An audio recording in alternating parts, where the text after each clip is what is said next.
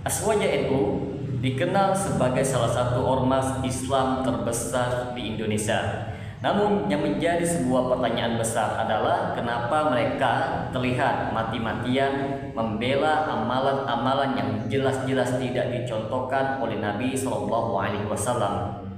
Apakah ini sekedar karena perbedaan pendapat ataukah ada sesuatu yang lebih mendalam, lebih ideologis dan sistematik? Bagi teman-teman sekalian yang penasaran dengan kelanjutan dari pembahasan video kali ini, maka tonton terus video ini hingga selesai agar kita menemukan fakta yang sebenarnya.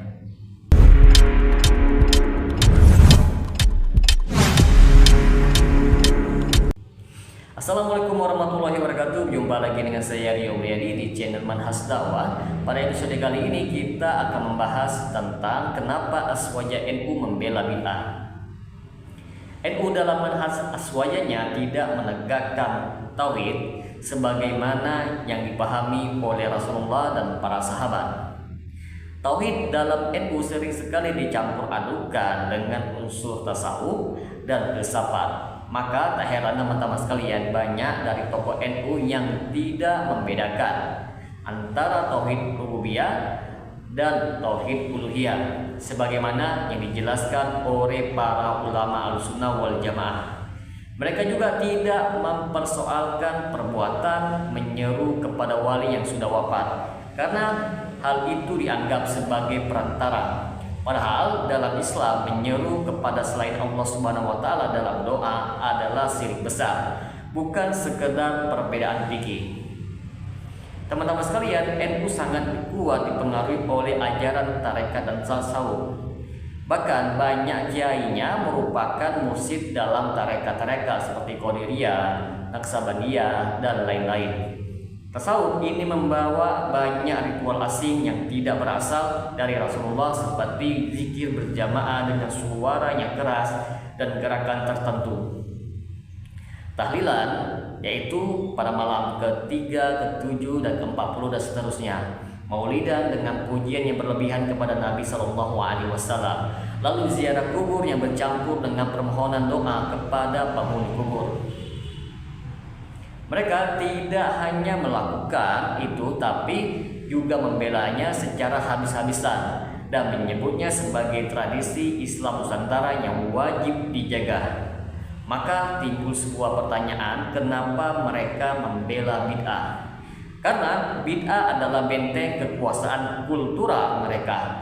Di banyak daerah, ritual-ritual bid'ah adalah momen di mana para tokoh NU naik panggung, diundang untuk memimpin tahlilan, ceramah dalam haul, menjadi pemimpin doa di kuburan, mendapatkan amplop dan popularitas dari masyarakat. Jika semua ini dihentikan karena dianggap tidak syar'i, maka akan runtuhlah panggung itu. Mereka akan kehilangan posisi di mata masyarakat. Ketika para ulama salafi membantah ritual bid'ah dengan dalil dari Al-Quran dan As-Sunnah, banyak tokoh NU yang tidak menjawab dengan dalil tandingan, tetapi justru mereka menuduh Wahabi, mengolok-olok Arabisme, menyerang secara personal dengan retorika kamu lebih tahu dari kiai. Ini menunjukkan bahwa pembelaan terhadap bid'ah bukan atas dasar ilmu tetapi atas dasar fanatisme kelompok. NU mengklaim bahwa mereka mengikuti kaidah setiap bid'ah tidak semuanya sesat, teman-teman sekalian. Padahal Rasulullah SAW bersabda, kullu bid'atin dolalah. Setiap bid'ah itu adalah sesat. Hadis riwayat Muslim. Mereka membagi bid'ah menjadi hasanah dan dolalah. Padahal Rasulullah dan para sahabat tidak pernah membagikan seperti itu. Ini adalah hasil dari pemikiran kalangan belakangan yang lebih mengutamakan logika daripada wahyu. Perlu kita ketahui bersama bahwa NU sebagai organisasi yang Islam besar terkadang lebih mementingkan masa daripada misi. Mereka tidak ingin mengusik amalan masyarakat awam yang sudah terbiasa dengan bid'ah, Maka yang dikompromikan adalah akidah demi merangkul sebanyak mungkin orang. Ini adalah pengkhianatan terhadap misi dakwah Islam yang murni. Setelah mengurai akar-akar penyimpangan, kita tidak bisa lagi menutup mata teman-teman sekalian bahwa Aswaja NU bukan sekedar berbeda pendapat, tetapi telah menjadi pagar kokoh bagi pelestarian bid'ah dan syirik di tengah umat Islam.